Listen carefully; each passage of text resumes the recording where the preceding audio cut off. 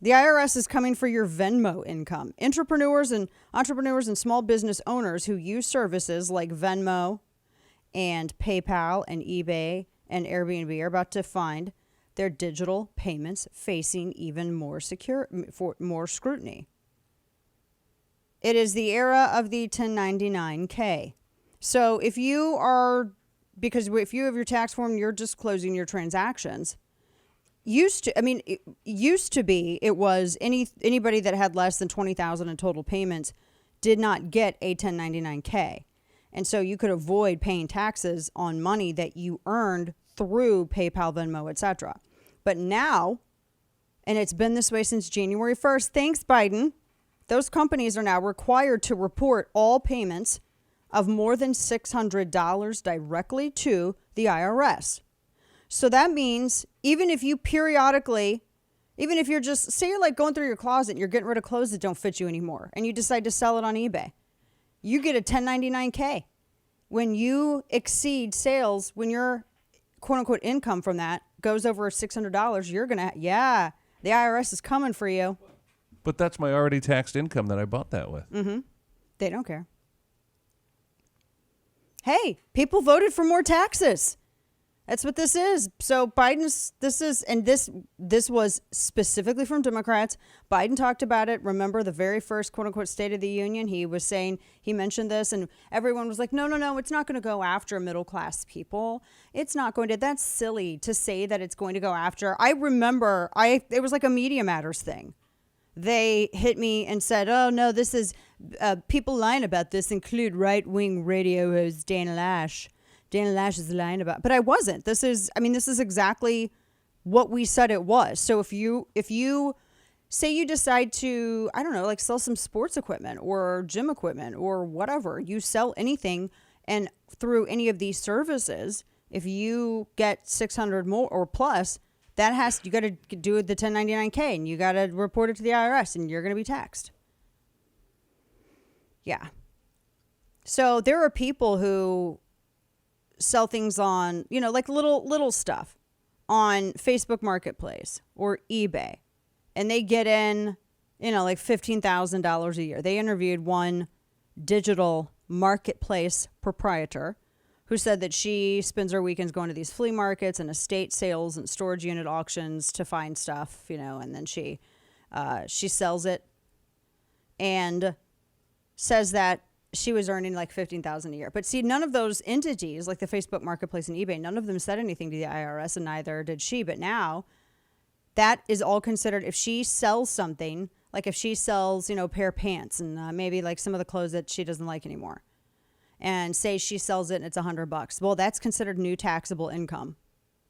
And the only way that you can get out of paying tax on it is if you prove with original receipts to the IRS that you're selling it at a loss. So that means if you sell anything out of your house, if you're doing any kind of yard sale, you're doing anything where you are using at all any one of those services or any services like them, then that's considered taxable income. And remember, they wanted to hire all these new agents too. They wanted to hire all of these new agents so they could go and shake people down. I think actually the phrase that I had used that they took issue with when they were saying that I was lying is that that they were going to basically turn people upside down, shake the change out of their pockets. That's what they're doing. That is what this is. How is that not what this is? I mean, I'm... Look, the Wall Street Journal just a few days ago put out a story that the individual income tax payments are on pace to reach record levels. We're talking $2.6 trillion collected by the federal government ending fiscal year September 30th. We're not undertaxed. No, they overspend. This is why every single business leader that was surveyed in a new poll says a recession is coming. American executives, according to a new CNBC piece, they say a recession is going to hit the first half of 2023. Yay. Merry Christmas. They said it's going to hit in the first half of 2023. The Dow is headed lower. So they've been sounding the alarm. It was a CNBC survey of chief financial officers. The U.S. economy shrank at 1.5% annualized rate in the first quarter of 2022, with 2 consecutive quarters of negative growth, constituting recession territory. So the CFO Council survey, they were pretty pessimistic. 68% of them surveyed said that they do believe a recession is going to occur in the first half of 2023. Now, this coincides with a lot of what some of these economic forecasters have been saying. They said there's no CFO forecast a recession any later than the second half of next year, and they think that there is no way that the economy will avoid it. 22 of them were surveyed.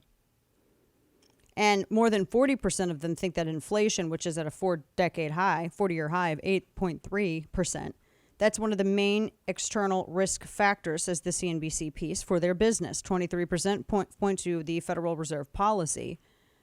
And here you have the Fed, they hiked their rates by 0.5 point last month, largest increase since May of 2000. So yeah, we are absolutely rolling towards that.